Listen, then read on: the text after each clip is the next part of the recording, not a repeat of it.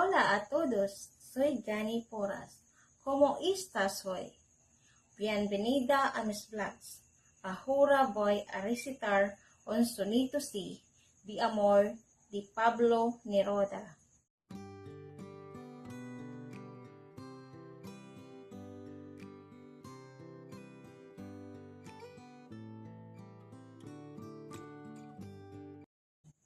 En medio de la tierra apartaré las esmeraldas para divisarte, y tú estarás copiando las espigas con una pluma de agua mensajera.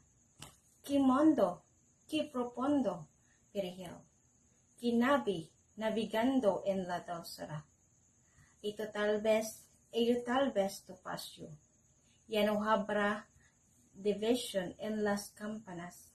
Ya no habrá sino todo el aire libre, las manzanas llevadas por el viento, el suculento libro en la enramada, y allí donde respiran las claveles, fundaremos un traje que resista la eternidad de un beso victorioso.